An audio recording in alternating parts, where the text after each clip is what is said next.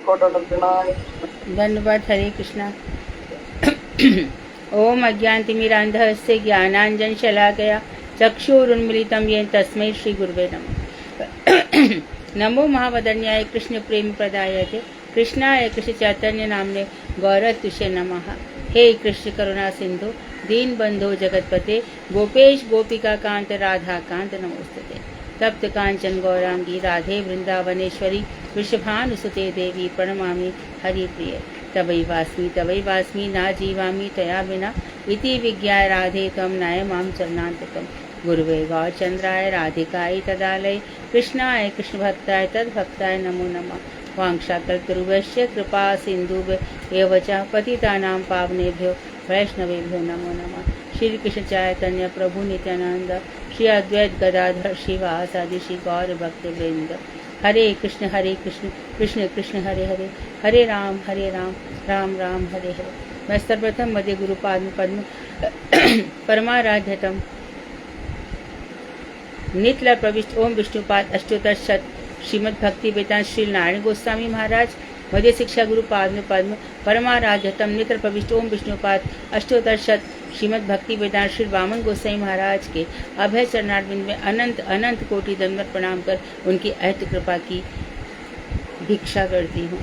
मैं ग्रंथ राजमणि श्रीमद् भागवत मरीचिमाला तदई रचयिता ओम विष्णुपाद सत्संग श्री भक्तिमोहन ठाकुर के चरण कमलों में कोटि कोटि प्रणाम कर उनकी अहत कृपा की वांछा करती हूँ।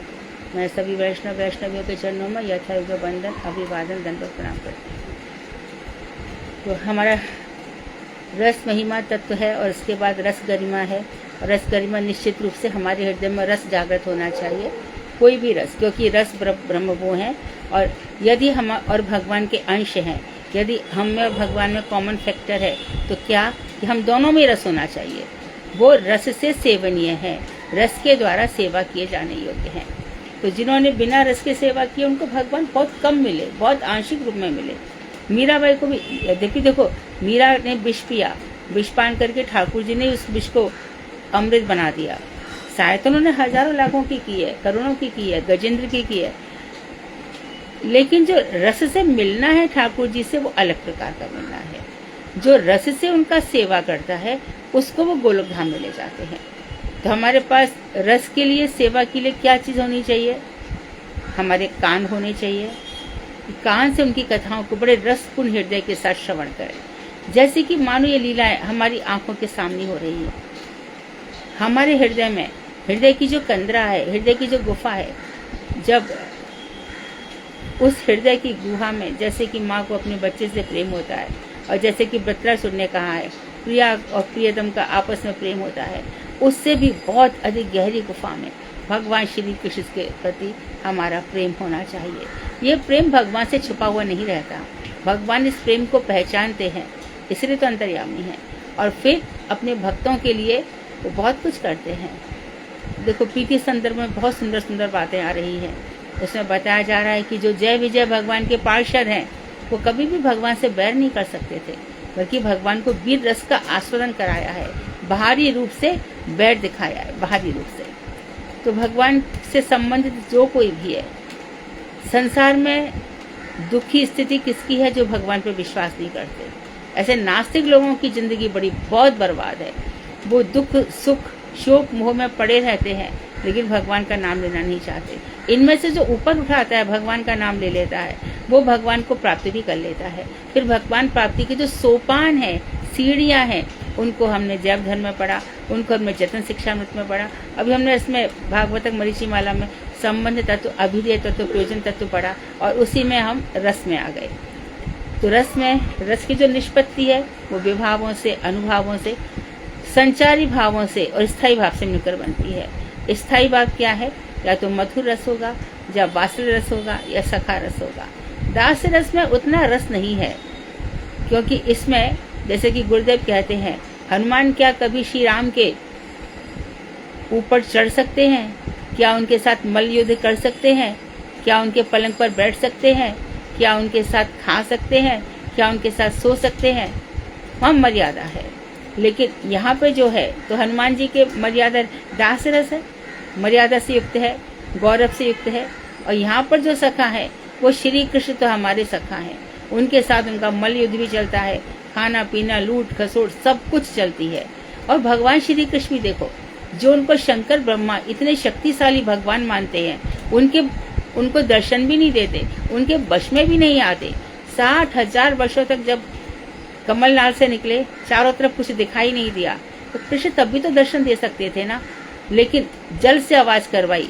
एक जो वर्णमाला है, एक 16वां अक्षर था त, और एक 21वां वर्ण था, वर्ण 21वां ता और पा, तो तप तप करके आवाज आई तुमको लगा तपस्या, और वही तपस्या का भाव ब्रह्मा जी के अंदर संचरित हो गया। 60,000 वर्षों तक तपस्या करने के बाद फिर भगवान ने दर्शन दिया। दर्शन देने के बाद फिर ब्रह्मा जी कह रहे हैं, ऐसा ना हो कि मुझे सृष्टि करते समय एक अभिमान आ जाए, ये अभिमान आ जाए कि मैं सृष्टि करता हूँ। तो द्वितीय स्कंध में देखो कौन से अध्याय में नारद जी ने ब्रह्मा जी से पूछा है कि आपके अलावा भी कोई और सृष्टि करने वाला है क्या? तब ब्रह्मा जी ने कहा कि अरे मैं जिनकी दिन रात जिनका भजन करता हूँ वही सृष्टि करता है, मैं तो मात्र माध्यम हूँ।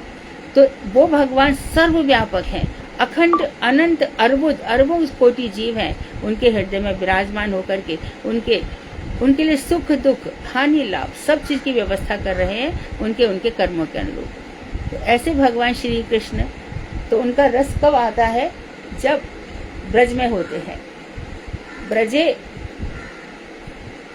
भगवान जो ब्रज में होते हैं, यही उनका सबसे अधिक रस निखर करके आता है।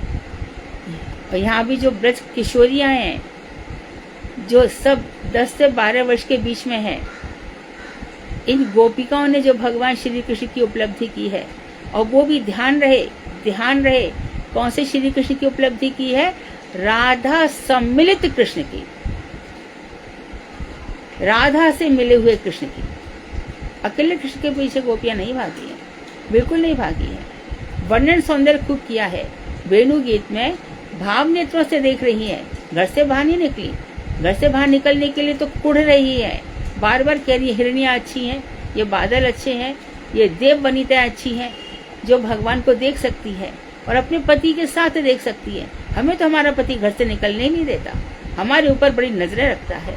तो ये जो परकिया भाव में छुपा हुआ प्रेम है, यही श्री कृष्ण को लुभाता है कि लाख लाख मुसीबतों में, लाख लाख विपदाओं में, लाख लाख घर के माहौल में कैसी भी स्थिति हो, ये मुझे छोड़ता नहीं है।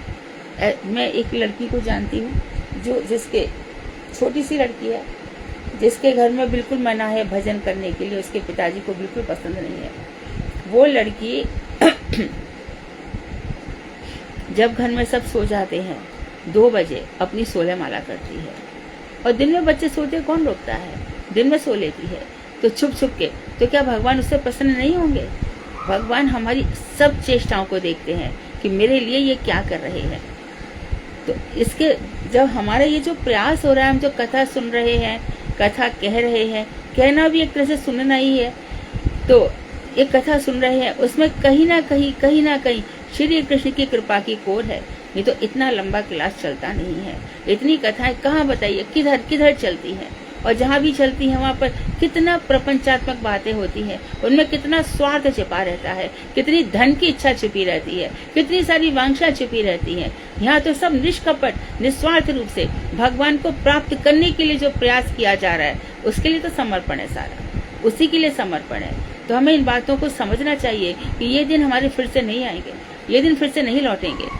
जो हमारा समय बीत गया, कोई ऐसा नहीं था कि खराब बीता, भगवान की कृपा से हमने भजन किया, लेकिन शास्त्रों को पढ़ने के बाद जो भजन होता है उसमें बड़ी गहराई आ जाती है। इसलिए भगवान ने कहा, बिना तत्व को जाने तुम मुझे प्राप्त नहीं कर सकते। जे कृष्ण तत्व वेत्ता से ही गुरु है, जो कृष्ण तत्व को जानने वाले हैं वही गुरु होते हैं। तो देखो अभी इस क्रम में हम आगे बढ़ रहे हैं। आज हमारा श्लोक है 37।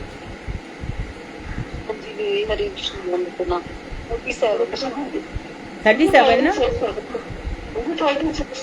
36। अच्छा 36 होगा, 37 होना 37।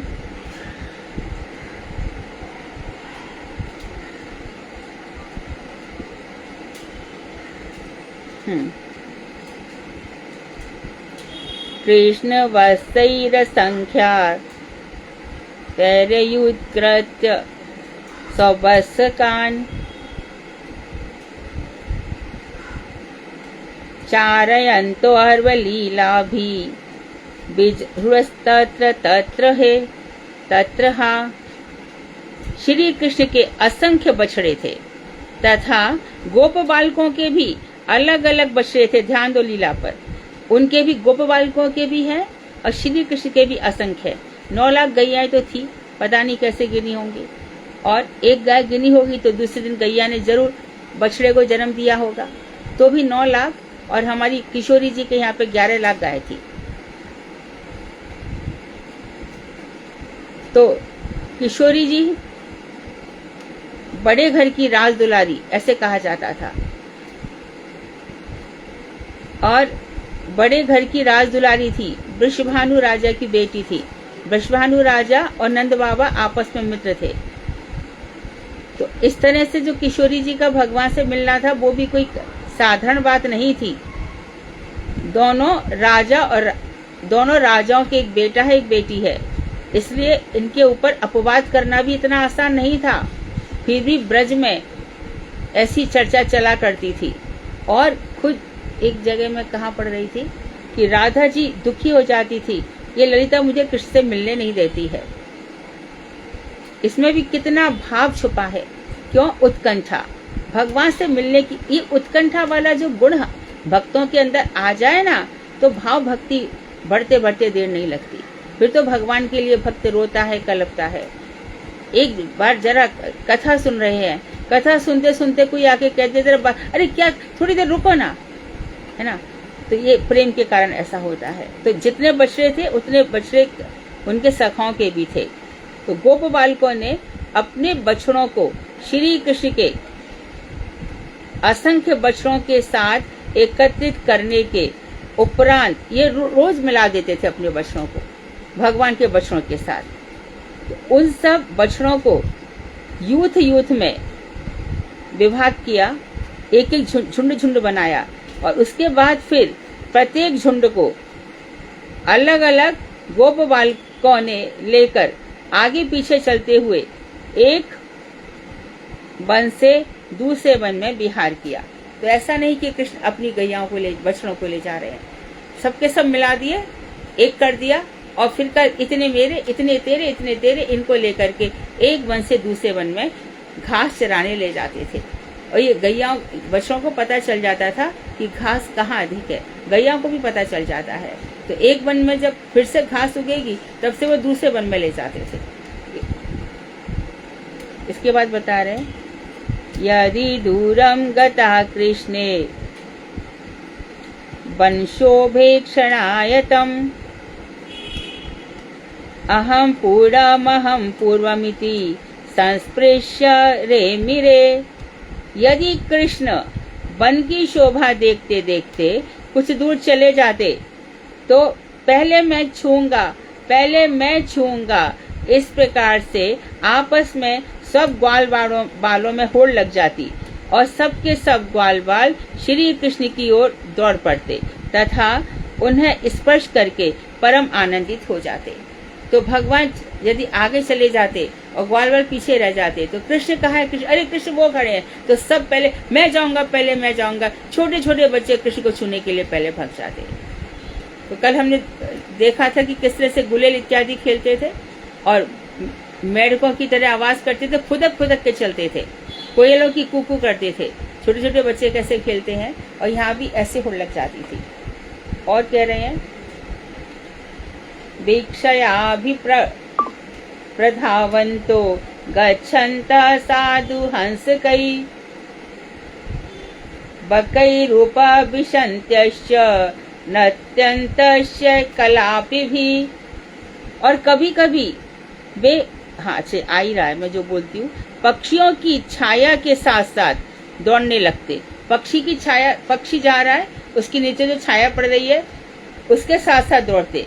और कभी धीरे धीरे हंस की गति का अनुकरण कर उसके साथ साथ चलते। हंस चलता धीरे धीरे किनारे पर, यमुना पुलिन पर, तो उस हंस के साथ धीरे धीरे चलते, कभी बगुले के साथ ही बैठ जाते, और कभी जो बगुला ध्यान लगा के बैठता है, क्रेन जिसको कहते हैं ना, वो बैठ जाता है, तो उसके साथ ये बच्चे भी बैठ जाते, और कभी मोर के साथ नृत्य करने लग जाते, और कभी साकई वेकई विलग्यन्तः सरित स्रव संप्लुताः विहसन्तः प्रतीक्षायाः शपन्तश्च प्रतिस्वरान्। कभी कभी मेढक के साथ साथ उसकी भांति फुदकने लगते, मेढक जैसे फुदकता है। कभी कभी स्रोत अर्थात नदी के प्रवाह में तैरते, कभी नदी के प्रवाह में तैरते, कभी अपनी ही प्रतीक्षाया परछाई को देखकर हंसने लग जाते तथा शाप देते हुए प्रतिबिंबित शब्दों अर्थात प्रतिध्वनि के साथ विवाद करने लगते। तो अपनी छाया को देखते और फिर एको निकालते, और तो छाया कर प्रतिध्वनि पड़ती तो उसको शाप देते, तू यहाँ क्यों आया, तू यहाँ से भाग जा, तो मैं तेरे को शाप दे दूंगा, और फिर खुद ही हंस जाते। तो कभी कभी समझ ही नहीं पाते। ऐसी लीला कृष्ण ने खूब करी है, अपने नंद महल में भी करी है। मैया इसके अंदर कौन है। कभी कभी छोटी छोटी कुआ बाबरी हो जाती थी, उसके अंदर झांकते, तो मैया एक और ये कौन आया, तो कुएं में जाकर के प्रतिध्वनि करते थे, तो आवाजें आती, और ये सब अच्छा चले तो जाते थे, पर आसपास गोपों की निगाह इन बच्चों पर रहती थी, ध्यान पूरा रहता था, पर ज्यादा दूर तक नहीं जाते थे।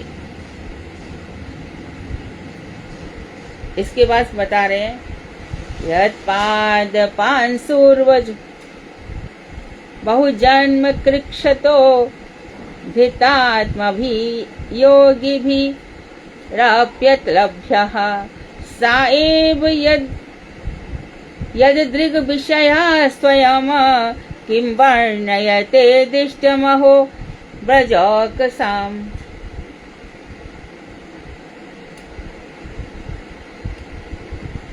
पेज 404। बहुत जन्मों के तपस्या आदि के कठोर क्लेश के द्वारा अपनी इंद्रियों को वशीभूत करने वाले योगीगण बहुत जन्मों तक, कहते हैं ना कि योग तप तपस्या कभी छूटते नहीं, आगे बढ़ते हैं, जन्म टू जन्म आगे बढ़ते जाते हैं। कितने ही जन्मों तक ये सब चलता है। तो जो आज हम जो कर रहे हैं ना, निश्चित रूप से पिछले जन्मों में हमने बहुत कुछ किया है, क्योंकि जिसके जिह्वा पर रूप गोस्वामी कह रहे हैं, इसमें पदावली में कह रहे हैं कि जिसकी जिह्वा पर राधा गोविंद नाम नृत्य करता है, समझो उसके सारे वेद पढ़ना हो गया, सारा यज्ञ करना हो गया, सारी तपस्या करना हो गया, सारे व्रत भी उसने कर लिए। इसका ये मतलब नहीं है कि ये सब करना छोड़ दिया जाएगा, ये तो जिनको प्राप्त हो गया वो भी करते हैं। देखो कैसे, अभी हम कहते हैं ना कई बार, अरे वो ऊपर से नीचे, आपने तो कहा था कि यद गत्वा निवर्तन्ते तब धाम परमम मम, फिर वो ऊपर से नीचे कैसे आए। सब आए ना, महाप्रभु भी आए कि नहीं आए, अवतीर्ण होते हैं वो, उनको कहते अवतीर्ण। तो हम क्या कहते, आविर्भाव तिथि, तिरोभाव तिथि, प्रकट हो गए, अप्रकट हो गए, इनका अवतीर्ण होना है इन महात्माओं का। रूप गोस्वामी आए रूप मंजरी बन करके, सनातन गोस्वामी लवंग मंजरी बन करके आए, जीव गोस्वामी गुण मंजरी विलास मंजरी बन करके आए, ऐसे करके हमारे छयों की छह गोसाई आए, और भी कितने ही जो मंजरी स्वरूप लेकर के आए। तो महाप्रभु के समय में ये सब पुरुषावतार में, तो एक अवतार वो भी हुआ, और कृष्ण के समय में मंजरी बन करके आए। कृष्ण की प्राप्ति मंजरी भाव से है, महाप्रभु की प्राप्ति तो गुरु वर्ग हमारे 3 रूपों में हमेशा ही रहते हैं। इस जगत में भी वो दर्शन दे देते हैं, जैसे कि बक्रेश्वर पंडित, और यहाँ पर महाप्रभु के में भी तो जो गुरु मंत्र जपते हैं, गुरु गायत्री जपते हैं, वो अपने गुरु के तीनों जगह दर्शन करते हैं। महाप्रभु के यहाँ भी, श्वेततीर्थ धाम में भी और गोलोक धाम में भी। तो इस तरह से कितने ही वर्षों तक तपस्या करी है। तो बड़ी तपस्या के बाद चित्त एकदम निर्मल साफ सुथरा हो गया, बिल्कुल ऐसा जैसे यमुना जी शुद्ध बह रही है, उसमें कमल खिल जाते हैं। इसी प्रकार हमारे हृदय में एकदम शुद्ध निर्मल हो जाता है, तब भगवान श्री कृष्ण के चरण कमल, किशोरी जी के चरण कमल खिल जाते हैं। फिर ये जो जीव है, इसके ऊपर फिर माया का अधिकार नहीं चलता। माया का तो काम है तीनों गुणों से ऐसे वशीभूत करके रख दो, चलाओ इसको। अब बड़ी निपुण है माया, तू देख कितना अपने आप को तपस्वी समझता है, उसको उतनी ही ज्यादा माया कष्ट देती है। जूझना पड़ता है। तब एक बार फिर जब जीत जाते हैं, वाचो बेगम, मनो बेगम, जिह्वा बेगम, उदर बेगम, उपस्थ बेगम, जितने भी सारे बेग हैं सब शांत हो जाते हैं। तो ऐसे शांत होने वाला व्यक्ति पृथ्वी पर अधिकार कर लेता है, पूरी पृथ्वी पर शासन कर लेता है, और इसी को चुनते हैं भगवान। इसको तो संसार इतना चाहिए तो मैं क्या करूं इसका? भगवान को कोई लेना देनी नहीं। जो संसार में जितनी ज्यादा चतुराई होशियारी दिखा रहा है उसको भगवान क्यों लेंगे बताओ तो? और जो यहाँ से गए हैं उन कौन लोग हैं, जरा ये विचार करो। तो पथ कौन है? महाजनागता येन स पंथा, महापुरुष जिस मार्ग से गए हैं वो एक रास्ता है।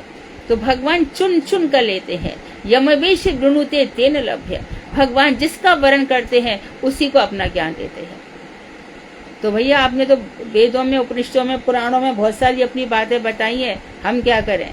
तो हमें ये बताया है, हरे नामैव हरे नामैव हरे नामैव केवलम कलौ नास्तेव नास्तेव नास्तेव गतिरन्यथा।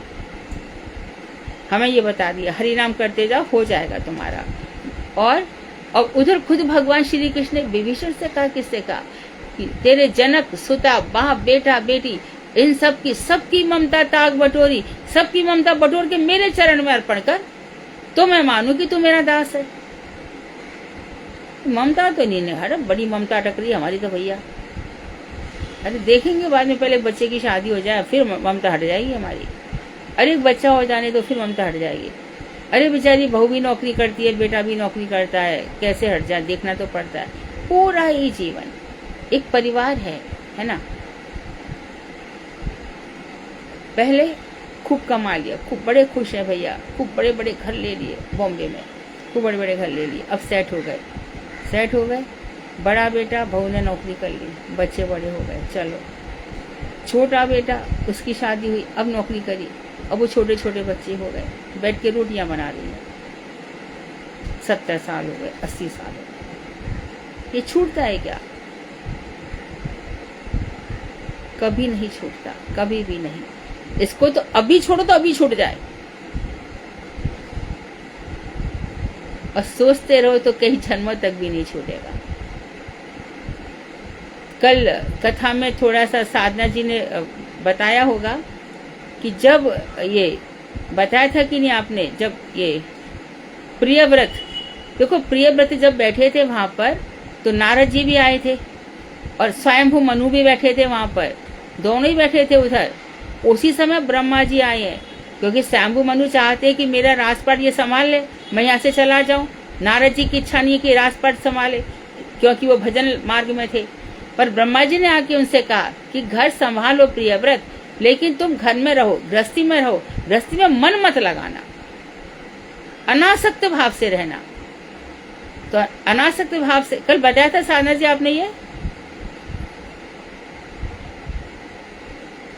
क्लास में नहीं है दीदी? बताया था इन्होंने, बताया था ना? हाँ जी दीदी, हरे कृष्णा दीदी, संगत प्रणाम दीदी, बताया था, ये सब बताया था ना। तो उनको ये कहा कि तुम, हाँ, तो वो बाद में फिर अपनी गृहस्थी में खो गए थे और बाद में खूब निंदा करी है, ये मैंने क्या कर डाला। फिर अपने बेटे आग्नेत्र को, आज हम कथा सुनेंगे, आग्नेत्र को काम बड़े किए, उनके काम को कहते हैं कि भगवान जैसे काम किए उन्होंने। अरे आसान है, पृथ्वी के अंदर 7 लकीर खींच दी, 7 समुद्र बना दिए, 7 द्वीप बना दिए, और 7 द्वीपों को अपने 7 बच्चों को, बच्चे तो 10 हुए थे, अंत के 3 बच्चों ने कुछ सुना नहीं, वो तो ब्रह्मचर्य से रहे। तो उस समय यदि ये उपदेश, खाली इतने उपदेश दिए जाए ना गृहस्थ में कैसे रहना चाहिए, तो आप चाहो तो 2 मिनट क्लास में ये बता सकती हो कि क्या क्या उपदेश दिया, गृहस्थ में कैसे रहना चाहिए। ब्रह्मा जी आके स्वयं कह के गए हैं। ब्रह्मा जी क्यों आए? नारद जी से, क्योंकि नारद जी प्रजापति नहीं है, नारद जी भक्ति के पथ, भक्ति पथ को दिखाते हैं, और ब्रह्मा जी सृष्टि करते हैं। तो आखिर उन्होंने कहा कि ये प्रियव्रत ऐसी रह जाएगा तो सृष्टि कैसे चलेगी।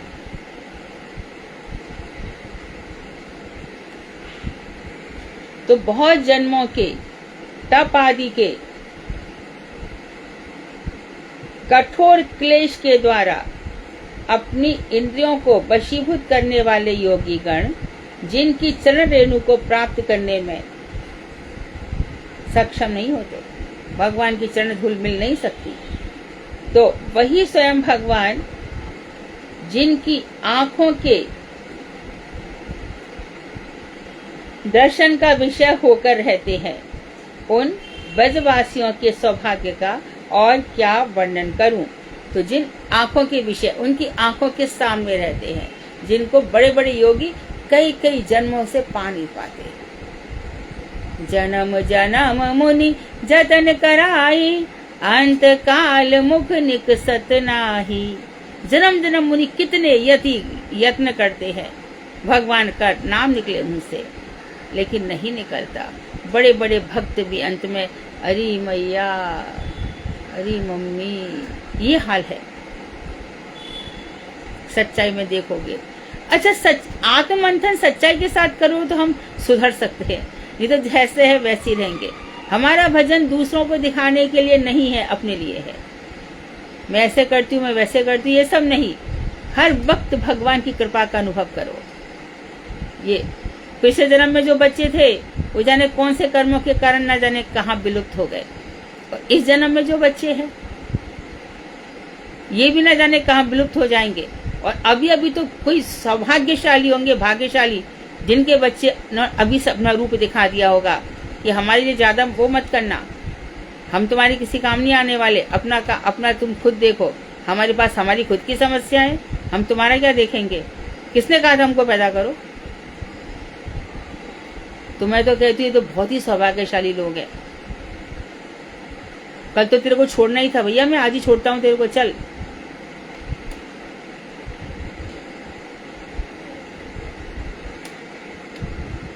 श्रीमद् भागवत दशम स्कंद 12वां अध्याय 13, 14, 16, 28, 31 और 36वें श्लोक में ये अब अघासुर के वध का वर्णन कर रहे हैं। अथाग नामाभ्याम्यन जन्म तन्महासुरस्तेषाम् सुख क्रीडक वीक्षणाक्षमाः नित्यं यदान्त निज जीवने अप्सुभि पीतामृतैरप्यमरैः प्रतीक्ष्यते। अनंतर उनकी सुखमयी विहार क्रीड़ा को देखने में असहिष्णु, भगवान बड़े सुखपूर्वक विहार कर रहे थे, पर इन असुरों को भगवान का विहार देखा नहीं जाता। तो असहिष्णु होकर महाभयंकर अघासुर वहां उपस्थित हुआ। वह इतना भयंकर था कि अमृत पान करने वाले अमर देवता भी उसके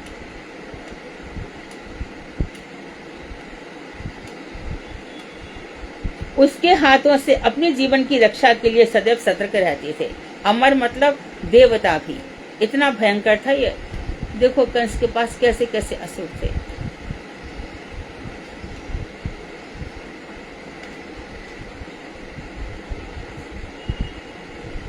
मैं इस अघासुर की कथा है ना हिंदी में पढ़ लेती हूँ। और श्री कृष्ण के अनुगत गोप बालकों को देखकर कंस का अनुगत बक तथा पूतना का छोटा भाई अघासुर विचार करने लगा। पहले तो इसका परिचय देख लें। श्री कृष्ण के अनुगत गोप बालकों को देखकर, ये कौन है? कंस का अनुयायी है, कंस को फॉलो करने वाला है, एक एडजेक्टिव। दूसरा है ये बकासुर का और पूतना का छोटा भाई है। बकासुर जो बगुला भगत बन के आया और भगवान ने उसकी दोनों चोंचों से उसको विदीर्ण कर डाला। तो ये पूतना और बकासुर का छोटा भाई अघासुर है। ये विचार करने लगा कि इसी कृष्ण के ही ने मेरे सगे भाई और मेरी बहन को मार डाला है, अतः उन दोनों के बदले मैं आज बलदेव के साथ इस कृष्ण का भी वध कर डालूंगा।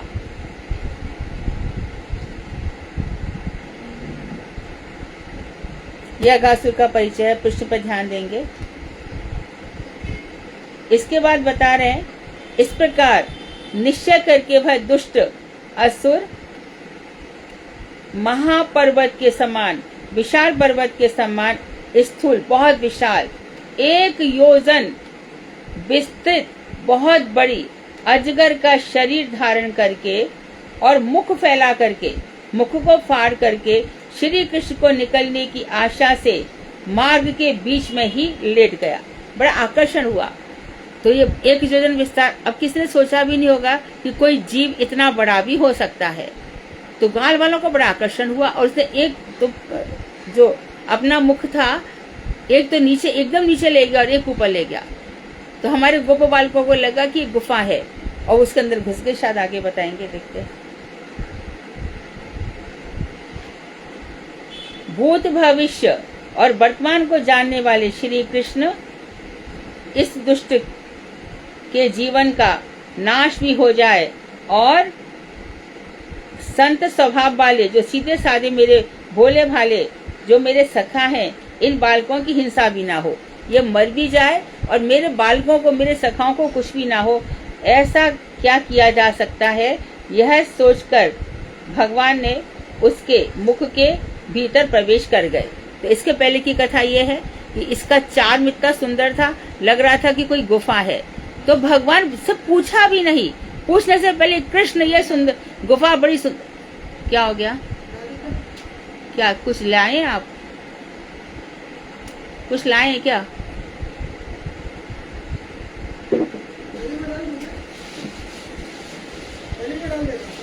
हाँ, डाल दीजिए, ठीक है।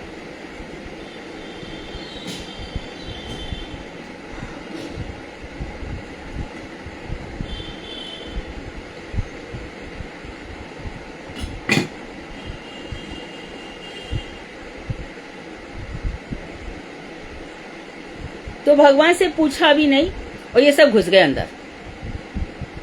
अब श्री कृष्ण सोचे क्या करूं इनको, यदि इसको मैं ऐसे कुछ मार देता हूं तो ये मेरे सखाओं को कुछ हो जाएगा। तो भगवान विचार कर रहे हैं कि ऐसा कुछ रास्ता निकालूं, ये मर भी जाए और मेरे सारे सखा बच भी जाए। तब भगवान ने क्या किया, उस समय बादलों की ओट में छिपे हुए देवता हाहाकार करके, हाँ, तो भगवान ने क्या किया, उसके मुख के भीतर प्रवेश कर गए। अब जो वहां पर बादलों की आड़ में देवता सारी लीला दर्शन करते, तो कृष्ण को ये क्या हो गया, ये इनके अंदर क्यों चले गए? अब क्या हो क्या कि तो मुंह बंद करके सबको निकल जाएगा। ये तो एक को भी नहीं, कितना एक इसने इतना रूप बड़ा धारण कर लिया है, ये तो अंदर ही अंदर सबकी जुगाली करके सबको खा जाएगा। तो देवता बड़े डर गए।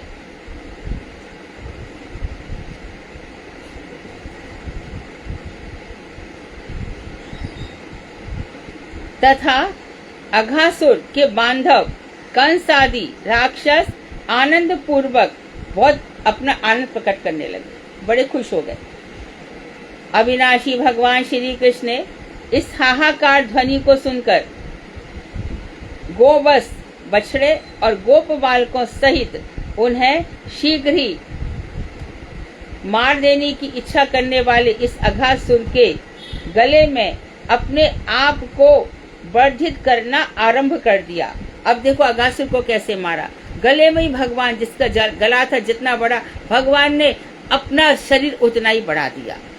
जैसे जैसे सुरसा बदन बढ़ावा तासु कपी क्या है, जैसे जैसे सुरसा बदन बढ़ाती है कभी हाँ रूप दिखावा, दूसरा बड़ा, जितना कि बड़ा रूप दिखा देते हैं हनुमान जी, वैसे ही यहाँ पर हुआ। अघासुर के गले में घुस गए भगवान और जितना बड़ा गला था अपना भगवान, देखो कैसे कैसे असुरों को किस किस प्रकार से मार रहे हैं। अच्छा, श्री कृष्ण मारते ऐसा नहीं है, श्री कृष्ण के अंदर विष्णु शक्ति का प्रवेश है और एक और लीला शक्ति संहार करने वाली राक्षसों का, तो वो ये सब काम कर रही है। तो भगवान ने अपना शरीर बढ़ा लिया और इसके बाद कह रहे हैं, इससे विशाल शरीर वाले उस असुर का गला रुद्ध हो गया, बंद हो गया और श्वास प्रश्वास बंद हो गया, उसकी सांसें चलना ही बंद हो गया, ना सांस चली, ना सांस छूटी, ना सांस ली, उसकी दोनों आंखें बाहर निकल आईं एवं वह व्याकुल होकर छटपटाने लगा। श्री कृष्ण ने अपने आप को इतना बड़ा कर लिया था कि अघासुर की श्वास रुक गई तथा अंत में उसके प्राण ब्रह्मरंध्र को भेद करके बाहर निकल गए। कितनी सुंदर लाइन है, क्योंकि भगवान घुसे ना अंदर तो वो ऐसे तो नहीं मरेगा, उसको तो कोई ना कोई मुक्ति मिलेगी ही। तो उसके सांस कहाँ से निकली? ब्रह्मरंध्र से, सुषुम्ना नाड़ी से होकर के ऊपर की तरफ से निकल गई, तो मर गया, है ना। और मर के देखो क्या हुआ। हे राजन, हे परीक्षित सुनो, उस अघासुर का शुष्क चर्म बहुत समय तक वृंदावन में अद्भुत रूप से ब्रजवासियों के लिए क्रीड़ा की गुफा बनकर रह गया। तो अब तो वो मर गया, मर करके जो मुंह खुला था वो खुला ही रह गया, क्योंकि भगवान ने अपना शरीर इतना विशाल बना लिया।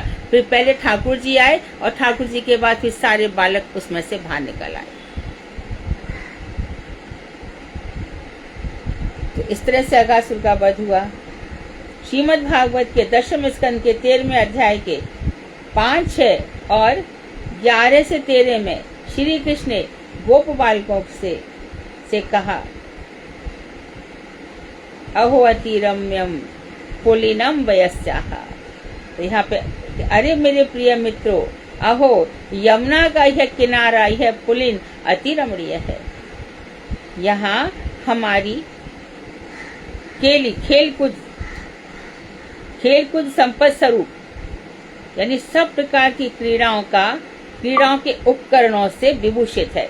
अर्थात हमें जल चाहिए तो यमुना है, हमें चट्टाने चाहिए, हमें जो कुछ भी चाहिए, बगीचे चाहिए, और पशु पक्षी, पेड़ पौधे, जानवर, सब कुछ है। भगवान देखो, राम ने भी सखा मान के चले जानवर। इस पृथ्वी पर रहने का सबका अधिकार है। यहाँ पे कुत्ते भी रह सकते हैं, पशु पक्षी भी रह सकते हैं, गधे भी रह सकते हैं, कबूतर भी रह सकते हैं, चिड़िया। भगवान ने इन सब के साथ हमको रहना है। हमारे परम गुरुदेव, यानी मेरे परम गुरु भक्ति प्रज्ञान कृष्ण गोसाई महाराज, वो चिड़ियों से, कबूतरों से बहुत प्रेम करते थे। उनको दाना इत्यादि देते थे। कहते थे कि सबसे सीधे ये लोग हैं, ये योनि में से सबसे सीधे ये लोग। तो हमें इनके बीच में रहना भी आना चाहिए, और इनके साथ कभी इनको खिलाना पड़े तो खिलाना भी चाहिए, दाना देना पड़े तो देना भी चाहिए। अभी तो हमारा क्या बताएं, चिड़िया तो दिखती ही नहीं है। इसका कारण बताते हैं कि ये जो किरणें निकलती हैं माइक्रोवेव से, ये सब जो निकलती है किरणें, इसके कारण गौरैया चिड़िया जो है वो तो ऑलमोस्ट उसका जीवन अब दिखता नहीं है। जैसा अब ये कबूतर तो काफी दिख जाते हैं जहाँ पे दाना डाला जाता है। तो इन सबको देना चाहिए। गायों की भी रक्षा हमें करनी चाहिए। यदि हमसे बस चले तो भगवान श्री कृष्ण की एक गाय है, लेकिन सब जगह अनासक्त भाव से आसक्ति रखोगे तो जिसमें आसक्ति होगी वही बनकर, एक तोता में आसक्ति, तोता बनकर आना पड़ेगा। तो हमारी यहाँ पे सारी संप्रदाय जो अभी मैंने बताई, पेड़ पौधे, पशु पक्षी, गैया, कोमल और निर्मल बालू का विद्यमान है। और रेती भी देखो कितनी कोमल है, एकदम निर्मल है। रमण रेती की जो बालू है वो ऐसी है। मैं कभी रमण रेती की बालू देखती हूँ और हमारे यहाँ समुद्र के किनारे की जो बालू, जमीन आसमान का अंतर है। थोड़ी सी बालू, यदि जगन्नाथ जी के पास समुद्र के किनारे चले जाओ, हमारे जहाँ दामोदर गौड़िया मठ है, वहां पर चले जाओ तो कभी कभी याद आती है कि महाप्रभु इस रेत से गए होंगे, तो शायद ये रेत भी अद्भुत होगी।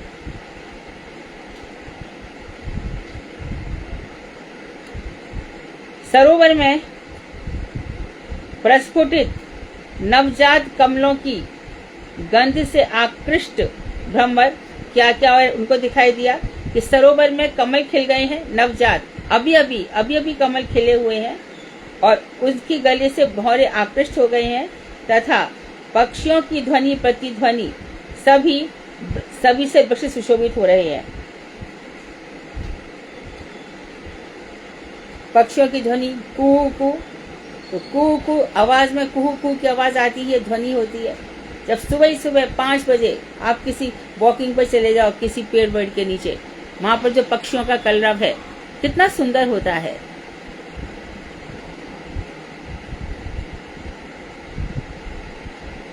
तो हमारा जो भारतवर्ष है, हम तो इन पशु पक्षियों में भी ना, कितने ही ऐसे लोग हैं मथुरा में, सुबह उठते ही सबसे पहले उनकी ये बन जाती है, आटे की गोलियां बन जाती है।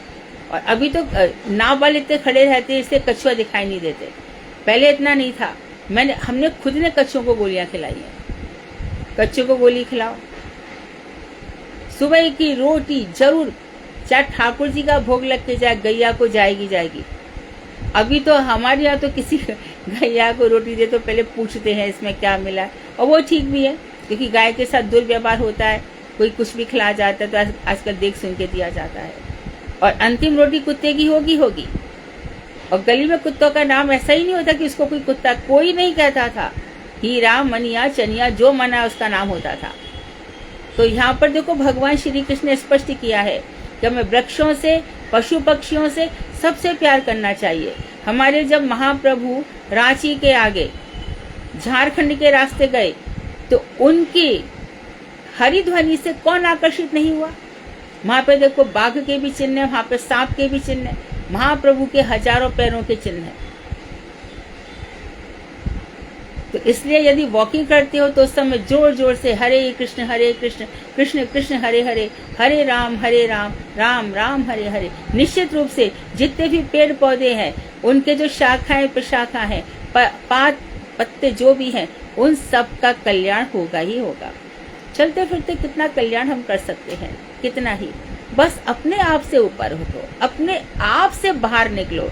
अब तो पूरी संसार, सारा विश्व कल्याण में दिखाई देता है।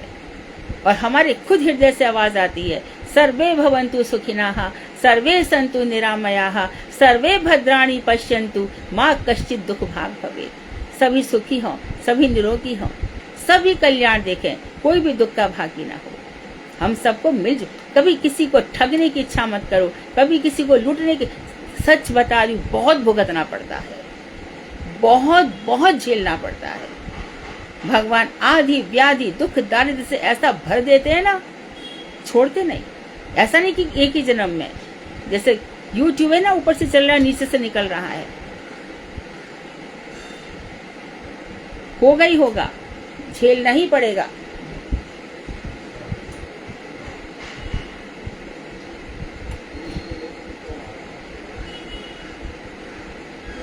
वृंदावन की शोभा का वर्णन किया। अब हम लोगों को भूख लग रही है, देखो भगवान की लीला है ना। अब देखो भीष्म पितामह कृष्ण भगवान को, एक सेकंड,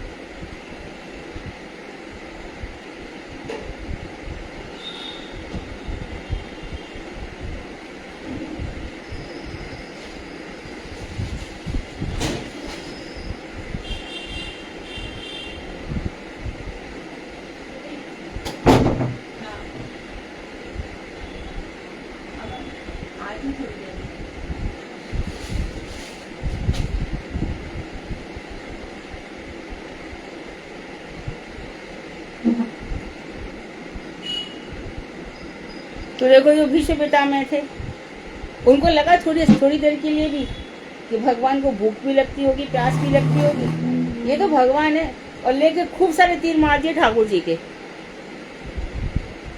प्रहलाद जी भी सब आके स्तुति कर रहे हैं।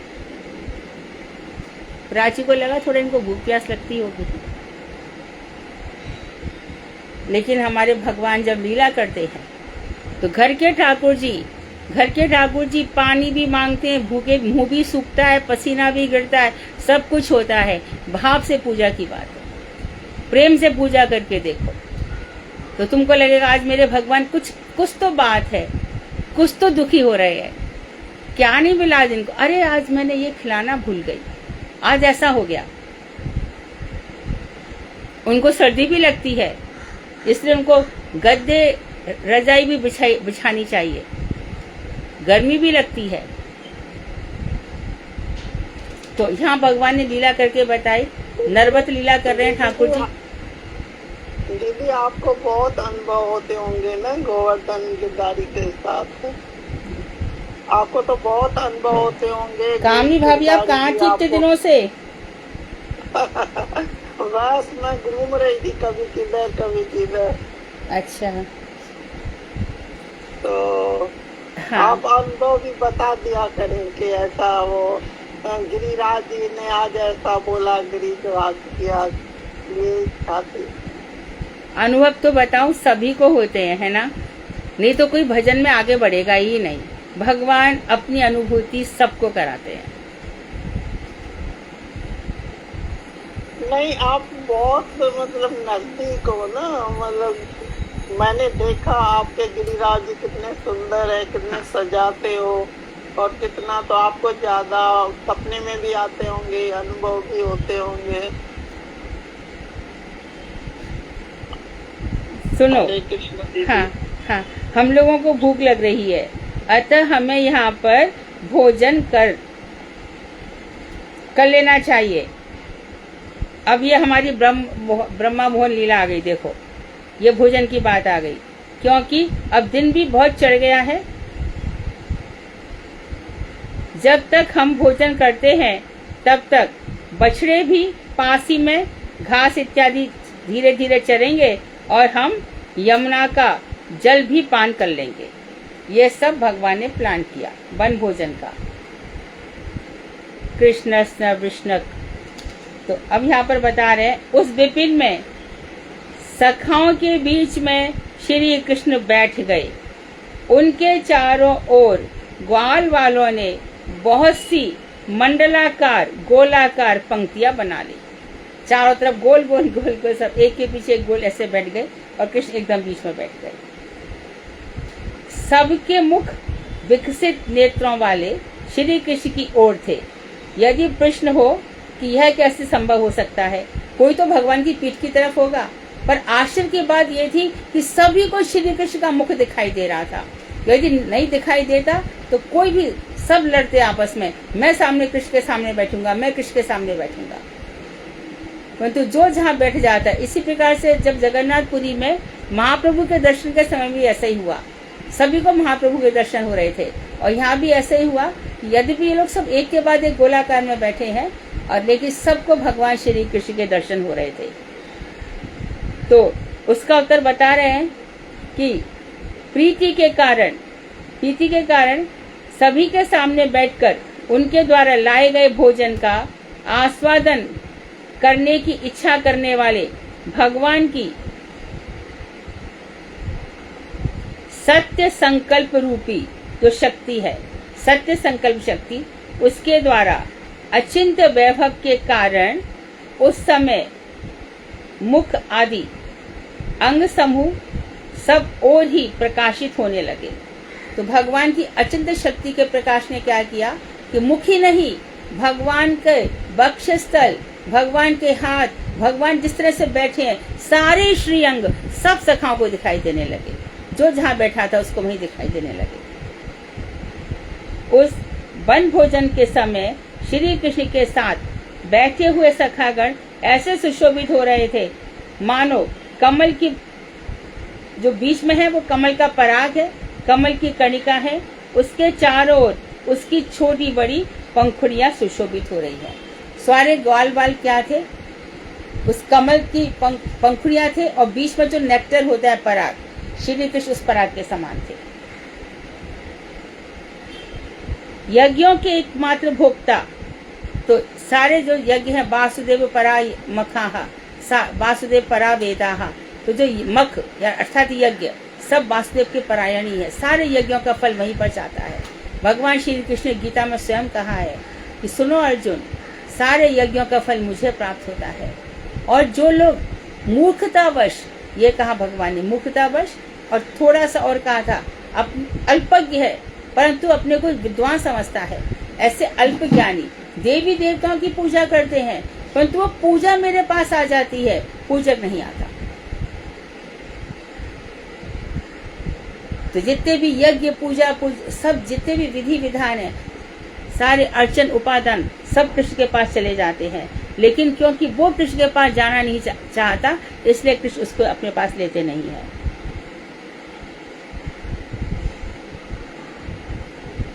तो यज्ञों के एकमात्र भोक्ता, बाल के लिए प्राण श्री कृष्ण कमर पर लपेटे, कमर की फेंट में, क्या उन्होंने कमर पर जो फेंटा बांध रखा था उसमें बंशी डाल रखी थी बेरू बांधकर, और हाथ की बगल में उन्होंने श्रृंग और बैत, सींगा, जो गाय का सींगा है वो यहाँ पे तो बंशी लग रही है, और इधर बगल में उन्होंने ये डाल दिया था सींगा और बैत डाल लिया। और हाथ की उंगलियों पर बिल्व आदि फल लिए, देखो क्या क्या लिया, बिल्व आदि फल लिए, तथा हाथ की हथेली पर बड़ा ही मधुर दही भात का बहुत बड़ा गस्सा रखकर, तो दही भात का बड़ा गस्सा हाथ में रखा है और हाथ में बिल्व का फल है, ये ठाकुर जी की शोभा है।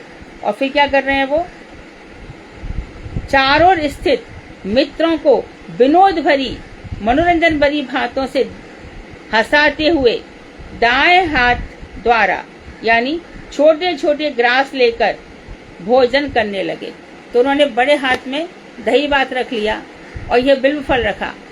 कोई लोग कहते हैं कि उसमें अचार का टुकड़ा था, लेकिन भागवत में बिल्व फल आया है और ठाकुर जी छोटे छोटे ऐसे दही भात लेकर के खा रहे हैं। ये शोभा आई है भगवान की। तो इस समय जो ब्रह्मा जी थे वो आश्चर्यचकित होकर, जो स्वर्ग के देवता हैं, वो इस लीला को देख रहे थे। तो इसी में कौन सी लीला घुस जाती है, यहाँ पर हमारे रसिक लोग हैं और टीकाएं भी हैं, जिसमें कहा जाता है कि मधुमंगल की तो भगवान खा रहे थे, तो ये मधु जो दही भात था, मधुमंगल के घर में जो खट्टी छाछ से बनी हुई, बासी छाछ से बनी जो कढ़ी थी, उसको भी भगवान ने खाया था। हर कोई चाहता था कि उसका कुछ तो भगवान ले। तो ब्रह्मा जी को समझ में नहीं आ रहा था कि श्री कृष्ण इस तरह का भोजन कैसे कर सकते हैं। ये खुद का लाया कलेवा होता तो वो तो राधा जी के हाथ का बना होता था और मैया के हाथ का दिया था, तो उसमें तो कोई कमी हो नहीं सकती थी और आश्चर्य की बात भी नहीं होती थी। तो निश्चित रूप से भगवान ऐसा कुछ भोजन कर रहे थे जो देवताओं की समझ में नहीं आ रहा था। हे भारत, हे परीक्षित, जिस समय श्री कृष्ण और ग्वाल बाल ऐसा भोजन विहार के लिए अभी भी हम लोग जाते हैं ना, स्कूल से भी बच्चे जाते हैं, अभी नहीं जाते, पहले हम लोगों के स्कूल में जाते थे, वन भोजन बिरला मंदिर ले जाते थे। तो ये भगवान श्री कृष्ण के अनुगत्य में ही था। भोजन विहार कर ही रहे थे कि उसी समय बछड़े हरी भरी घास के लोभ से बहुत दूर वन में प्रवेश कर गए, काफी आगे चले गए। कितने बजे? 3 मिनट लग गए। हाँ, 3 मिनट रह गए। तो इसको कर लेते हैं। जब ग्वाल वालों ने वहां बछड़ों को नहीं देखा तब तो वे भयभीत हो गए, हमारे बच्चे तो उनकी संपत्ति है, कहाँ चले गए। उस समय उनके भय का हरण करने वाले भगवान श्री कृष्ण ने उनसे कहा, मेरे प्यारे साथियों, मेरे प्यारे सखाओ, सुनो, तुम लोग भोजन करो, मैं अभी सारे बछड़ों को लेकर के आता हूँ। तो कल की हमारी कथा थोड़ी चलेगी, इसमें भगवान बच्चों को ढूंढने जाएंगे, उसी समय ग्वाल बाल भी चोरी कर लेंगे हमारे ब्रह्मा जी। तो कल हम इस कथा का आनंद लेंगे। वांक्षा कल्पतरुवश्य कृपा सिंधुरेव च पतितानां पावनेभ्यो वैष्णवेभ्यो नमो नमः।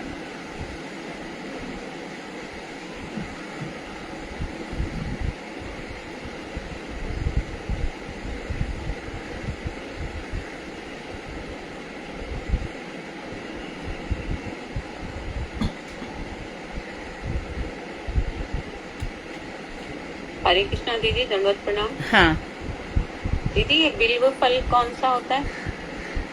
बेल जैसा कुछ होता होगा, ये सब हाँ फल, दीदी मैं भी वही सोच रही थी। जो दीदी जो शंकर जी पे चढ़ता है वो भी खाते हैं ना, बेल फल। वो बेल पत्र है, वो बेल पत्र है, वो बेल पत्थर वो होता है। डिफरेंट है। ये रेड कलर का होता है दीदी, बिल्कुल फल। एक बार गुरुजी इधर गए हुए थे उत्तराखंड में, और उन्होंने वो दिखाया भी था गुरुदेव ने एक वीडियो के माध्यम से। तो एक तो बिंब है और ये बिल्व है। अच्छा अच्छा। ये वो वाला फल नहीं है ना जिसमें भगवान की लिप। हाँ, वो तो बिंब है। हाँ बिंब दीदी, वो तो बिंब हो गया ना। हाँ, भगवान के ये फोटो बिल्ब का। अभी है। बोला है बिल्ब, इसमें बिल्ब बोलना है इसलिए।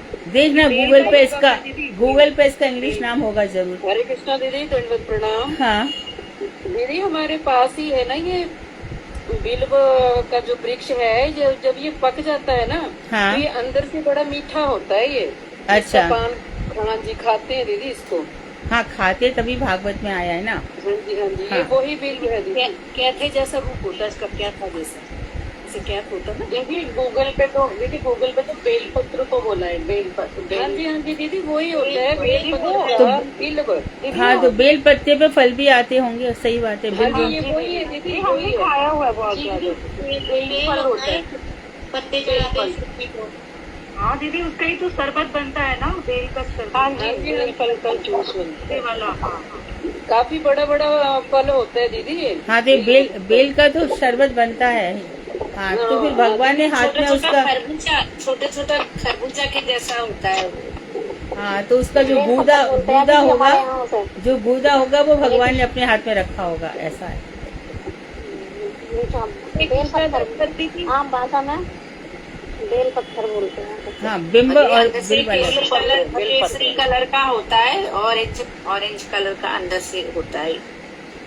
पहले तो ग्रीन ही होता है ना दीदी, पहले ग्रीन होता है, फिर पक्के हो जाते हैं। रस जो बनाते हैं। हरे कृष्णा दीदी, आप क्या कह रहे थे रिपीट करने के लिए आज? नहीं, मैंने कहा किसी दिन बताना कि ब्रह्मा जी ने प्रिय व्रत को कैसे बताया कि गृहस्थ में रहते हुए भी भगवान का भजन किया जा सकता है।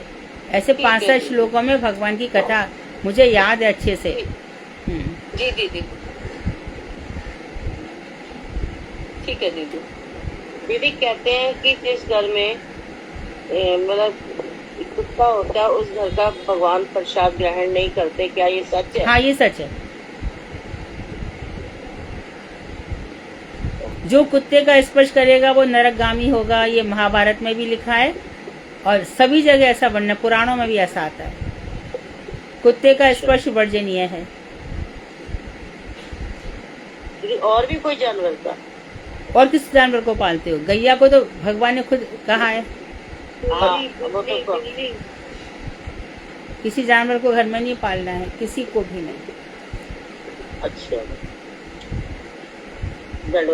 एक घर है, दीदी उनके यहाँ पे कुत्ता है, तो एक दिन वो महिला कह रही है कि उसकी जुड़वा 2 बेटियां हैं, तो भगवान करे लड़कियां अपने घर जाएं। मैंने कहा ऐसा क्यों कह दियो?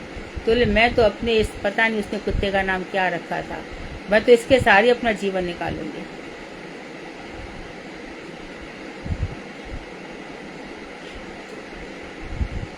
अपनी भविष्य बता रही थी वो, कहाँ जाएगी। दीदी कई तोता भी तो पालते हैं ना, तोता पाल सकते हैं? नहीं पाल सकते, हमारा कोई अधिकार नहीं है किसी को कैद करने का, पिंजरे में नहीं रख सकते। कभी नहीं पालना चाहिए। हम पक्षी उन्मुक्त गगन के, हम आकाश में विचरने वाले पक्षी हैं। कनक तीलियों से टकराकर पुलकित पंख टूट जाएंगे। सोने की पिंजरा भी बांध के रख दो तो हमारे पंख टूट जाएंगे। इतने छोटे से में कैसे हम उसको रख सकते हैं? जान निकल जाएगी बेचारे की। अपनी आंखों की तृप्ति के लिए हम कैसे कुत्ते इसको तोते को पाल सकते हैं? ये सब अपने सुख के लिए, जो नरकगामी है।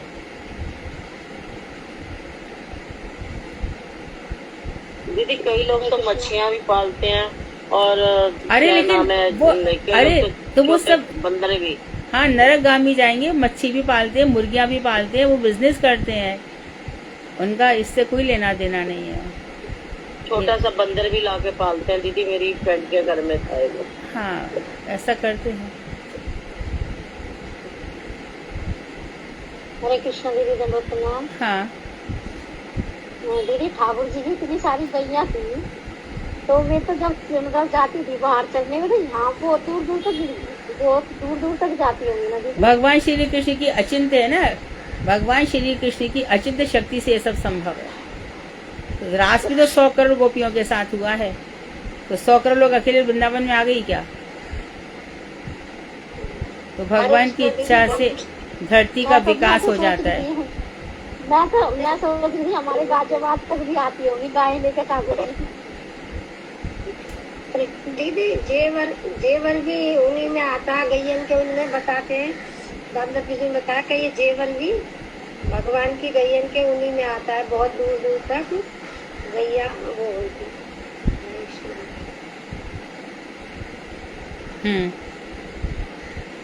ठीक है, कोई हरे और? कृष्ण दीदी, दंडवत। हाँ दीदी ये जो भगवान की सत्य संकल्प शक्ति के कारण वो जो जिस तरफ भी सखा देखते थे तो वो भगवान का मुख दिखता था, वो दीदी बोलेंगे सत्य संकल्प शक्ति के कारण ना? हाँ, भगवान की सत्य कि मैं सर्वत्र विद्यमान हूँ, जी जी। मैं सर्वत्र विद्यमान हूँ। ठीक है, अब श्रीमद् भागवत कौन पढ़ेगा? हरे कृष्णा दीदी, दंडवत प्रणाम। पंचम स्कंद है दीदी, द्वितीय अध्याय भारती दीदी करेंगी, लेकिन उससे पहले दीदी आपने हरे कृष्ण प्रभु जी को कहा था द्वितीय स्कंद का शायद पंचम अध्याय तैयार करने के लिए। सुषमा दीदी? हाँ जी, हरे कृष्णा दीदी। हाँ, तैयार हो गया है? बोला था ना? तैयार है। हाँ, लेकिन आपने समझा है उसको अच्छे से? नोट्स बनाना एक चीज है, समझना एक चीज है। आपने समझा है कि नहीं? हरे कृष्ण दीदी, दंडवत प्रणाम। दंडवत प्रभु जी। कि वो मैंने समझा है, समझ के मैंने उसको बनाया, क्योंकि पहले भी हमने किया था ये अजय प्रभु जी के साथ 60 तक पूरा किया था, और उनका चार्ट भी बनाया हुआ है। तो चार्ट भी जो है आपको भेजा हुआ है। आपको देखो, जो चार्ट वहाँ पे भेजा है ना, और जो इसमें लिखा है उसमें जमीन आसमान का अंतर है। नहीं, वो चार्ट तो वही है दीदी, चार्ट में तो वही, उसमें जो भगवान के अधिभूत, जो 3 प्रकार के है ना, अधिदैव, अधिभूत और तीसरा क्या है, अध्यात्म। इन तीनों के भगवान की इच्छा जब हुई तो कान प्रकट हुए, सुनने की शक्ति प्रकट हुई, और श्रवण इच्छा हुई, श्रवणेंद्रिय हुई, और साथ में श्रवण के कौन है? इंद्र, श्रवण के देवता, श्रवण के देव दिशाएं। हाँ, दिशाएं। तो ये तीनों एक साथ प्रकट हुए। ये सब चार्ट में थोड़ी आएगा। नहीं, चार्ट में तो सिर्फ हमने वही दिया है कि किस सीक्वेंस में जो है 60 तत्व प्रकट हुए हैं, और उनके जो देवता हैं, देवता के नाम किस 5वें अध्याय में दिए हुए हैं, देवताओं के नाम सारे जो। हाँ, वो जो चार्ट आपने दिया है ना, उससे पूरा 5वां अध्याय कवर नहीं होता है। वो पूरा 5वां अध्याय उसमें जो है विराट पुरुष तो उसमें नहीं है, बाकी 5वें अध्याय के तक उतना सारा उसमें है, उसमें तो चार्ट है। मैं आपको चार्ट भेजूंगा, वो वाला मेरा जो हमने चार्ट भेजा वो अलग है, हमारा तो सिर्फ एक बॉक्स टाइप का चार्ट है। वो वाला चार्ट नहीं है जो आपने शायद शेयर किया, वो वाला चार्ट नहीं है। हमने जो चार्ट भेजा उसमें तो सिर्फ पंच महाभूत, पंच ज्ञानेंद्रियां, पंच कर्मेंद्रियां, और वही मैं आपसे कह रही हूँ कि जो चार्ट आपने भेजा है उससे 5वां स्कंद कवर नहीं होता है। मैं फिर से वही कह रही हूँ। ठीक है, बाकी जो है नोट्स में तो मैं पूरा इसका विराट पुरुष तक का कवर किया हुआ है, और फिर तीसरा स्कंद जो है, तीसरा स्कंद 5वें अध्याय में जो एडिशनल जो चीज दी है वो भी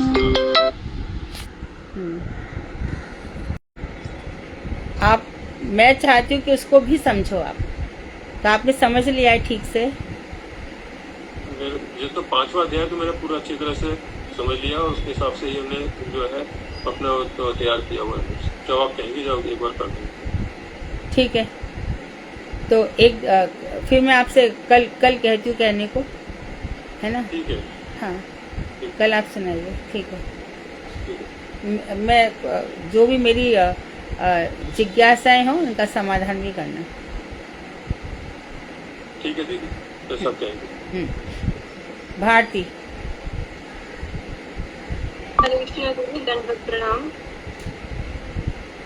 बोलो। नमो विष्णुपादाय विभूषे करुणात्मने श्री श्रीमते भक्ति वेदांत तीर्थ गोस्वामी इति नामिने श्री वामन नारायण कृपा धन्य महात्मने रूपानुक्तमोत्तमसा स गुरुदेवाय ते नमः।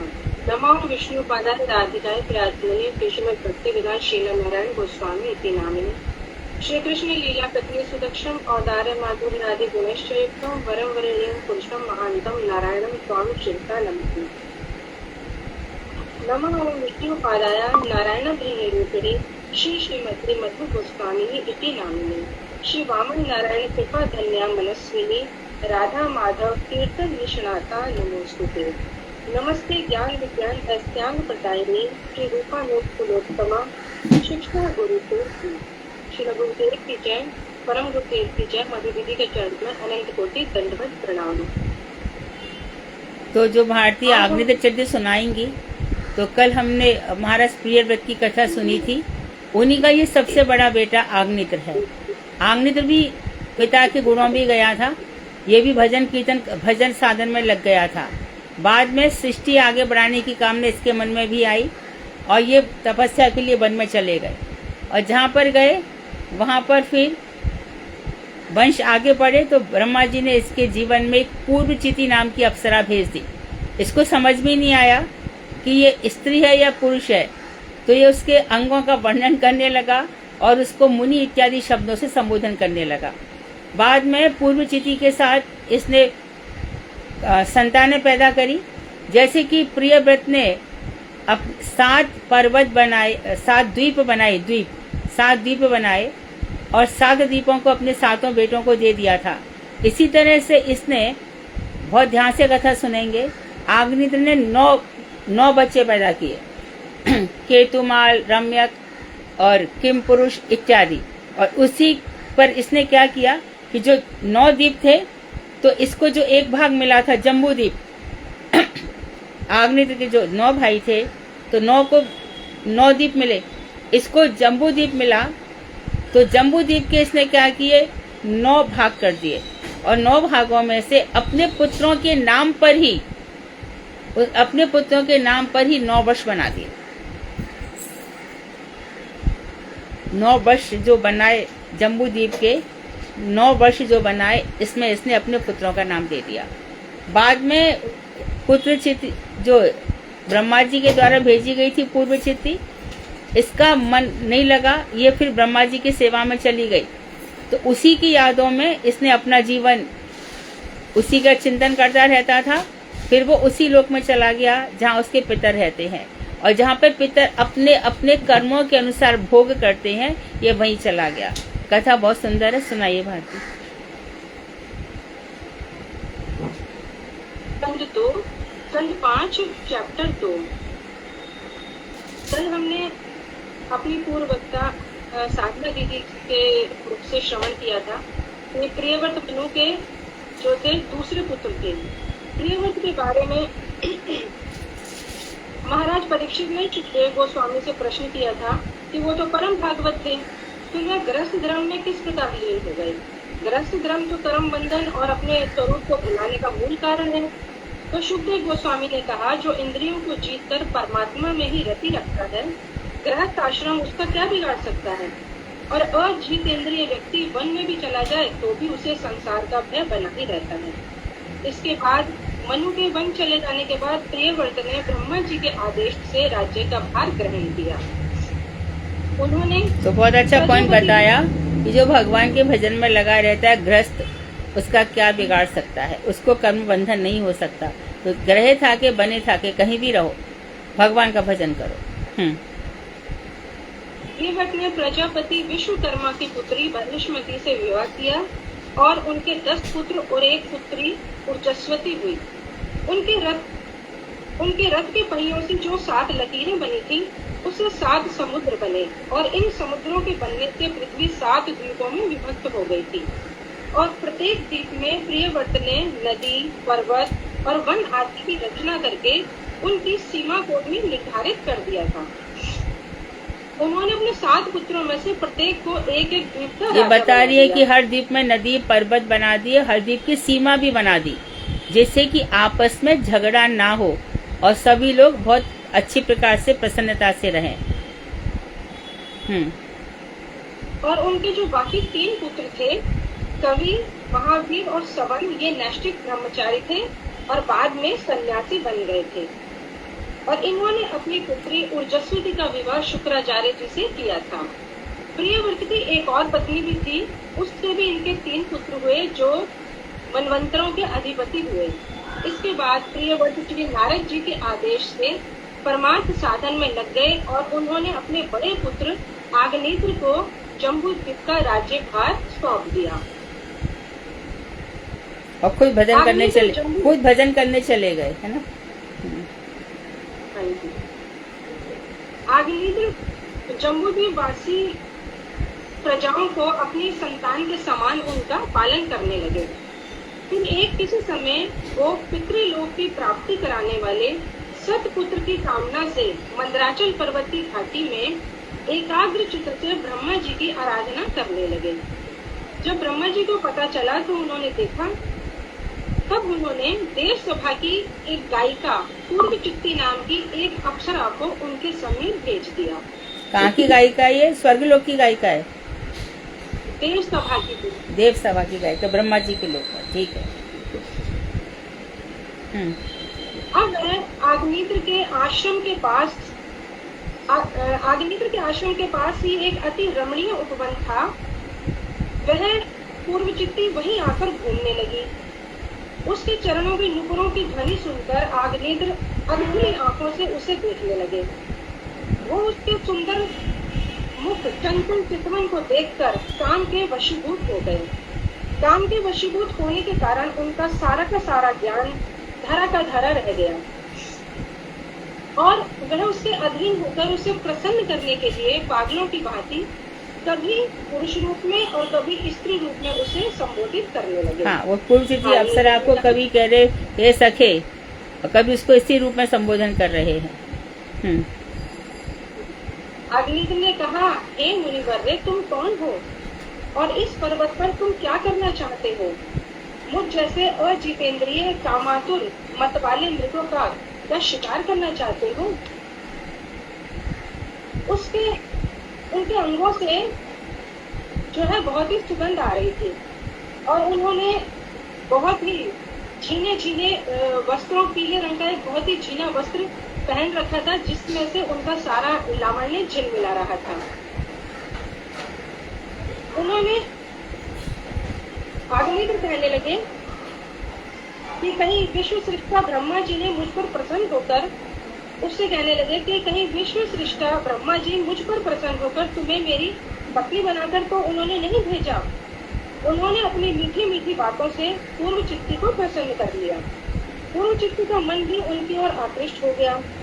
उसने आग्नेत्र के साथ कई हजार वर्षों तक पृथ्वी और स्वर्ग के सुखों का उपभोग किया। अब उनके 9 पुत्र हुए, नाभि, पुरुष, हरिवर्ष, ईदाव्रत, रम्यक, हिरण्यमय, कुरु और भद्राश और केतुमाल। इसके बाद पूर्व चित्ती पुनः ब्रह्मा की उपासना के लिए उनके पास चली गई। अग्नित्र ने अपने पुत्रों के लिए उनके नाम के अनुसार जम्बूद्वीप का विभाग करके 9 वर्ष बना दिए और सब पुत्र अपने अपने वर्ष का पालन करने लगे। जम्बूद्वीप के अंतर्गत प्रत्येक वर्ष का परिमाण भद्राश और केतुमाल वर्ष को छोड़कर 9 सहस्त्र योजन है। विष्णु चरणों से निकली गंगा प्रत्येक वर्ष में बहुत सी धाराओं में प्रवाहित हो रही है। अर्थात सभी वर्ष, गंगा जी सभी वर्षों में है, चाहे वो 9 वर्ष में कोई भी वर्ष हो। तो केतुमाल और भद्राक्ष को छोड़ करके गंगा सब जगह बह रही है। स्वर्ग में गंगा मंदाकिनी कहलाती हैं, पृथ्वी पर भगीरथी, जानवी, गंगा इत्यादि उनके नाम है और नीचे पाताल लोक में इनको भोगवती गंगा कहा जाता है। तो जो व्यवस्था हुई है सप्तद्वीप वगैरह की, ये प्रियव्रत से चली आ रही है। तो उसमें 7 समुद्र थे, एक मट्ठा का है, एक घी का है, एक गन्ने के रस का है, ईक्षा का, एक समुद्र दूसरे समुद्र से बड़ा है। ये सब प्रियव्रत ने बनाए थे, जो किसी के लिए आसान नहीं था। उन्हीं के बेटे आग्नेत्र ने 9 बेटे पैदा किए और जम्बूद्वीप को 9 वर्षों में विभाजित कर दिया और इस तरह से अपने 9 बेटों को राज्य दिया। हाँ जी। और इन 9 वर्षों में श्री हरि नाना रूपों में विराजमान होकर पूजित होते हैं। पहला है भारतवर्ष। भारतवर्ष के अधिपति यहाँ परम पुरुष भगवान की उपासना होती है। भारतवर्ष ही कर्म क्षेत्र है, बाकी 8 वर्ष स्वर्ग सुख भोगियों के भोग स्थान है। ध्यान दें, भारतवर्ष ही कर्म क्षेत्र है, बाकी सब स्थान भोग के स्थान है। यदि किसको स्वर्ग इत्यादि चाहिए, सुख भोगना है, तो वो इन स्थानों पर जाता है। देवर्षि नारद भी यहाँ भगवान की उपासना करते हैं। यह भारतवर्ष अन्य वर्षों की अपेक्षा यहाँ तक कि ब्रह्मलोक से भी यह श्रेष्ठ है। इस भारतवर्ष में जन्म ग्रहण करके भी जो भगवत सेवा से विरत रहता है, उसकी अवस्था अति शोचनीय है। दूसरा है किम पुरुष वर्ष। यहाँ के वासी भगवान रामचंद्र की उपासना करते हैं। तीसरा है हरिवर्ष। यहाँ भगवान नरसिंह देव अवस्थान करते हैं। चौथा ईलाव्रत वर्ष। यहाँ शंकर जी पार्वती के साथ श्री हरि की संकर्षण मूर्ति की उपासना करते हैं। ध्यान दो, यहाँ पर शंकर जी श्री हरि की संकर्षण मूर्ति की उपासना करते हैं ईलाव्रत वर्ष में।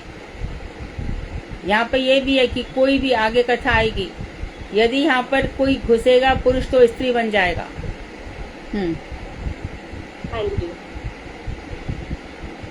तो वह भवानी के शाप से वह पुरुष स्त्री हो जाता है। लिखा है यहाँ पे, लिख ही दिया है। अच्छा ठीक है। हाँ। अच्छा जी। 5वां है रम्यक वर्ष। यहाँ मत्स्य देव की उपासना की जाती है। 6ठा हिरण्यमय वर्ष। यहाँ भगवान पूर्व मूर्ति में विराजमान है। 7वां है कुरु वर्ष। यहाँ श्री वरादेव पूजित होते हैं। 8वां भद्राश्व वर्ष। यहाँ भद्राश्व अग्नि भगवान की उपासना करते हैं। 9वां है केतुमान वर्ष। यहाँ भगवान कामदेव मूर्ति में विराजमान है। अंत समय में पूर्व चित्ती का चिंतन करने से आग्नेत्र को अप्सरालोक की प्राप्ति हुई। इस लोक में पितृगण भी आनंद पूर्वक भोग करते हैं। अप्सरालोक है, यहाँ पितर भी रहते हैं, ध्यान देंगे। अप्सरालोक की प्राप्ति हुई क्योंकि उसी का चिंतन करता था, और यहाँ पर पितरगण भी रहते हैं। पिता के परलोक चले जाने पर उनके पुत्र आग्नेत्र के पुत्र जो थे नाभि, कुरु, किमपुरुष आदि, इन 9 भाइयों ने मेरु की 9 कन्याओं से विवाह कर दिया। उनके नाम थे मेरु देवी, प्रतिरूपा, उग्र, दंष्ट्री, लता, रम्या, श्यामा, नारी, भद्रा और देव देवी।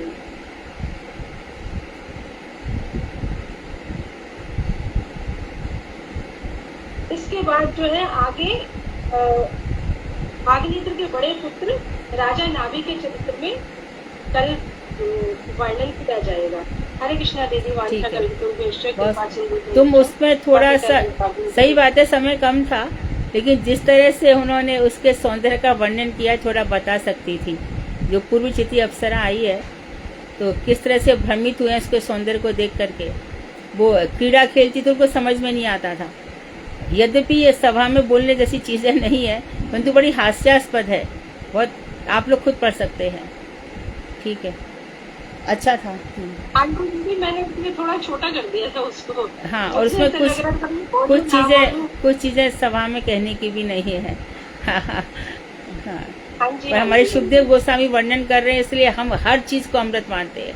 श्रीमद् भागवत अमृत है, उसमें प्राकृत दृष्टि रखनी नहीं चाहिए। वहाँ बड़े बड़े योगेश्वर, बड़े बड़े ऋषि, सब प्रहलाद जी वहाँ आकर बैठे हैं, बलि महाराज भी आ गए तो सब आकर के सब कथा सुन रहे हैं। ऐसा ध्यान रखना चाहिए कि हम लोग उन्हीं के अनुगत में हम लोग ये कथा सुनेंगे। ठीक है, कीर्तन। हरे कृष्ण दीदी। हाँ, एक दीदी जो अभी दीदी ने वर्णन किया उनके पितरों का, उनको किस पुत्र को कौन सा राज्य मिला, जैसे मत्स्य अवतार का वो सब, तो दीदी ये यहाँ इस कथा में आगे जो नहीं है, तो आपको दीदी ने कहाँ से लिया? ये आगे से दिया है, आगे से। हाँ दीदी, इस चैप्टर में नहीं लिया, दूसरे में नहीं है, डिटेल में। दीदी ये कौन से चैप्टर में है? ये 5वें में ही आएगा दीदी, आगे आएगा। 5वें स्कंद का दूसरा अध्याय था आज। दीदी मेरा प्रश्न था कि इसमें यहाँ तक ही था कि उनके पुत्र थे, फिर उसके बाद वो नाभि चरित्र शुरू हो गया थर्ड चैप्टर से, तीसरे अध्याय से। तो दीदी ने जो ये वर्णन किया सभी 9 वर्षों का कि किसको कौन कौन सा भूखंड मिला और फिर किसकी वो होती है, राजना होती है पूजा अर्चना, तो वो कहाँ से वर्णन किया था, मैं वो पूछती। इसी में ही है जिसमें पढ़ा है उसने, दूसरा अध्याय में वहीं पर है। दूसरे अध्याय में नहीं है दीदी, वो एक बार और आगे आएगा, अभी आएगा, अभी आएगा दूसरे चैप्टर में नहीं है। जी दीदी। हाँ जी दीदी, इसमें ना फैन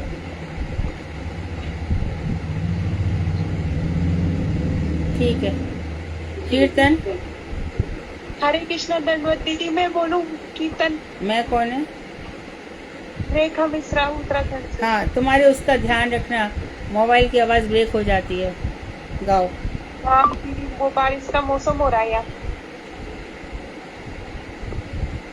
हरे कृष्णा दंडवत प्रणाम दीदी। जय जय राधा रमण हरि बोल, जय जय राधा रमण हरि बोल। वृंदावन सोवन जननी, नंद गाँव सो गाँव, वंशी वट सो वट नहीं, कृष्ण नाम सुना। जय जय राधा रमण हरि बोल, जय जय राधा रमण हरि बोल। राधा मेरी स्वामी, मैं राधे को दास, जन्म जन्म प्रियो, श्री वृंदावन को वास। जय जय राधा रमण हरि बोल, जय जय राधा रमण हरि बोल। सब द्वारन को छोड़ के मैं आयो तेरे पास, हे वृषभानु की लाडली, जरा मेरी जो राधा रमण हरि बोल, जय जय राधा रमण हरि बोल, जय जय राधा रमण हरि बोल। वृंदावन के वृक्ष को मरम न जानिए को, वृंदावन के वृक्ष को मरम न जानिए को। डाल डाल पात पात में श्री राधे राधे, जय जय राधा रमण हरि बोल, जय जय राधा रमण हरि बोल। राधा राधा नाम को जो सपनों में, जाको मोहन सामो, छठ अपनों कर ले। जय जय राधा रमण हरि बोल, जय जय राधा रमण हरि बोल। चलो सखी वहाँ चली, जहाँ बसत ब्रजराज, गोरस बेचत हरि मिले, एक पंथ दो काज। जय जय राधा रमण हरि बोल, जय जय राधा रमण हरि बोल। ब्रज 84 कोस में 4 गाँव निज धाम, वृंदावन और मधुपुरी, बरसानो और नंदगांव। जय जय राधा रमण हरि बोल, जय जय राधा रमण हरि बोल। मुक्ति कहते गोपाल सो, मेरी मुक्ति बताए, ब्रज रज उड़ मस्तक लगे, मुक्त मुक्त हो जाए। जय जय राधा रमण हरि बोल, जय जय राधा रमण हरि बोल। जय जय श्री राधा रमण, जय जय नवल किशोर, जय गोपी चित को चोर प्रभु, जय जय माखन चोर। जय जय राधा रमण हरि बोल, जय जय राधा रमण हरि बोल। ब्रज रज में रज में यमुना, धन्य भाग हो जीव को, जो जामे तजे सती। जय जय राधा रमण हरि बोल, जय जय राधा रमण हरि बोल। राधा राधा कहते ही सब व्याधा मिट जाए, कोटि जन्म की आपदा नाम लिए सो जाए। जय जय राधा रमण हरि बोल, जय जय राधा रमण हरि बोल, हरि बोल हरि बोल हरि बोल हरि बोल, हरि बोल हरि बोल हरि बोल हरि बोल, हरि बोल हरि बोल हरि बोल। हरे कृष्ण। दंडवत प्रणाम दीदी। सही है, बहुत सुंदर, बहुत अच्छा। वांछाकल्पतरुभ्यश्च कृपा सिंधुभ्येव च पतितानां पावनेभ्यो वैष्णवेभ्यो नमः। हरे कृष्ण जी। हरे कृष्णा दीदी, कल सभी को दंडवत प्रणाम। हरे कृष्ण दीदी, धन्यवाद। दंडवत।